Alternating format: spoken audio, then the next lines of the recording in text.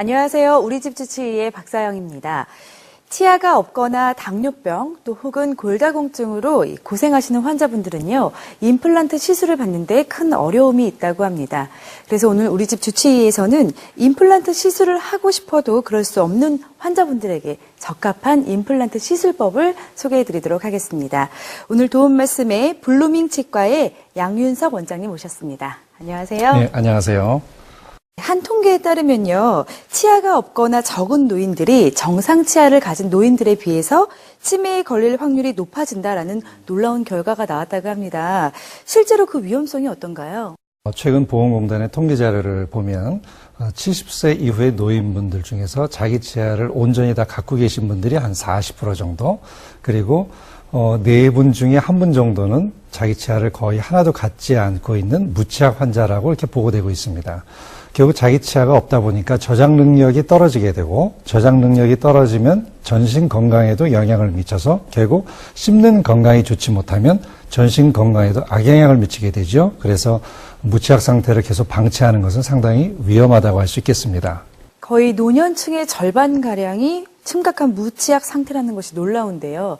이 무치악 상태, 어떤 상태를 말하는 건가요? 그야말로 이제 무치, 치아가 없는 것이죠. 그래서 완전 무치악과 부분 무치악으로 나누는데, 완전 무치악을 치아는 하나도 없는 경우, 부분 무치악은 하나, 2개 정도 갖고 있는 경우, 그래서 틀니를 사용하고 계신 분들이 대부분입니다. 화면을 보시면 완전 무치악 환자로서 위아래 전혀 치아가 없는 경우를 보여주고 있습니다. 부분 무치악 환자로서 틀니에 고리를 걸었던 치아들은 치주염이 생겨 그나마 남은 치아마저 뽑아야 되는 경우인데, 이런 경우 모두를 무치악 환자라고 큰 의미에서 할 수 있습니다. 그렇다면 이렇게 무치악 환자들의 치료는 어떻게 이루어지는지 궁금한데요. 치아들이 있다면 브릿지를 한다든지 그런 방법이 사용될 수 있지만은 대부분은 지금 치아가 없는 경우이기 때문에 틀니를 한다든지 아니면 임플란트 치료를 통해서 해결 방법을 모색하고 있습니다. 오랫동안 틀니를 사용하면 잇몸이나 치아에 좋지 않은 영향을 준다고 들었습니다. 실제로는 어떤가요?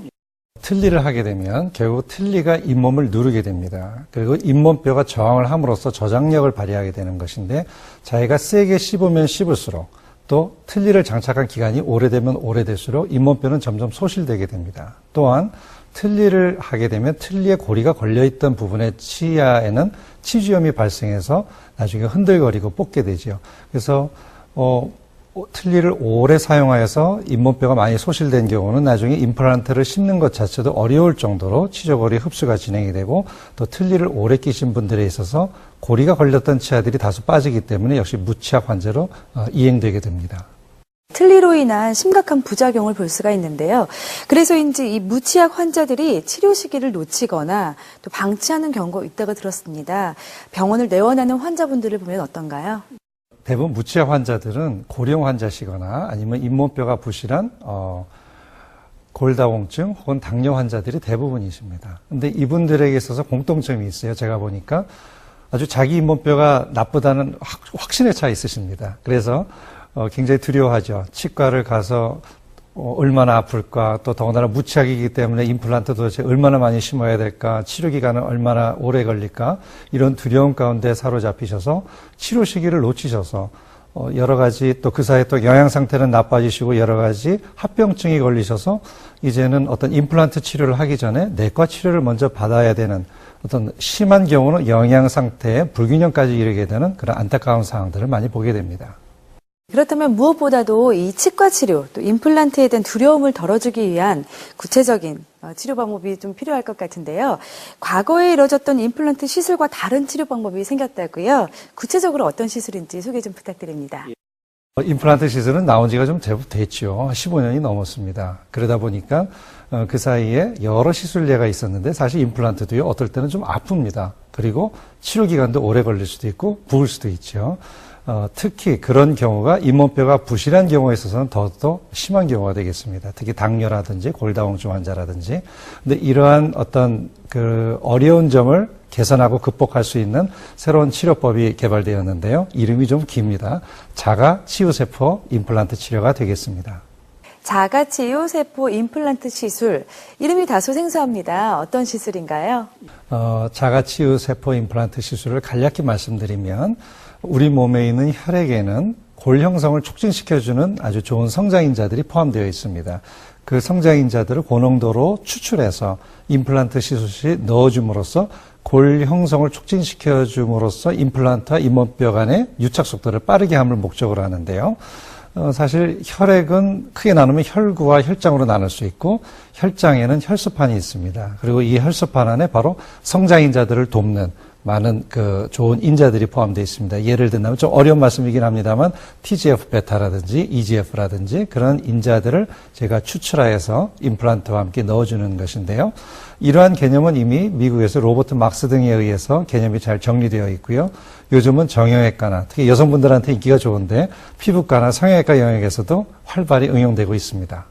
자가치유세포 임플란트 시술, 어렵습니다만 화면을 보면서 좀 더 자세한 설명 들어보도록 하겠습니다. 환자의 혈액을 10cc 정도를 뽑아 자가치유세포 추출용으로 제작된 원심 분리기에 넣고 10분간 돌리게 됩니다. 그 다음에 이렇게 노란색의 혈장만 분리하여서 이것을 임플란트 심을 곳에 이식한 후에 임플란트를 심게 됩니다. 때로는 뼈 이식을 같이 하는 경우가 있는데 이럴 때 인공뼈와 같이 섞어서 사용하면 그 효과가 매우 증대되게 됩니다. 오랫동안 당뇨로 고생한 환자분이신데요. 화면을 통해 보시는 것처럼 무취학 상태였습니다. 그러나 이제는 시술을 받고 열심히 검진과 또 치료를 받고 계십니다. 당뇨, 골다공증으로 고생이 많았고 특히 잇몸 질환으로 해서 틀니도 여러 번 해봤습니다. 일반 틀니를 했을 때는 아픈 것이 통증이나 이런 것 부작용이 많이 있었어요. 임플란트를 하고 나서는 그런 것이 없습니다. 붓거나 또 아프거나 통증이나 이런 것이 없어서 내 이빨같이 아주 편하게 생활할 수가 있습니다. 이 무취학 환자들이 치료할 수 있는 자가치유세포 임플란트 시술법에 대해서 이야기 나눠보고 있는데요. 끝으로 선생님 조언 부탁드립니다. 무취학 환자들의 대부분이 아까 말씀드린 대로 고령 환자분들, 또 잇몸뼈가 부실하신 당뇨나 골다공증 환자분이신데 이런 분들은 굉장히 자기 자신의 잇몸뼈 상태에 대한 부정적인 생각을 많이 갖고 계십니다.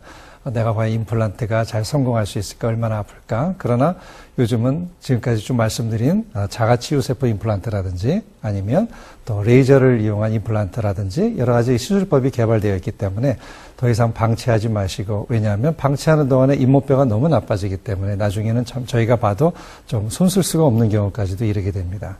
오늘이라도 용기를 내셔서 치과병원을 방문하셔서 어떤 희망찬 치료의 어떤 결과들을 서로 상담하시면 좋은 도움이 되실 거라고 생각합니다.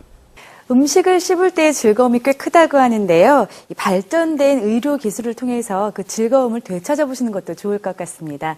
오늘 도움 말씀 주신 블루밍 치과의 양윤석 원장님 고맙습니다. 네, 감사합니다.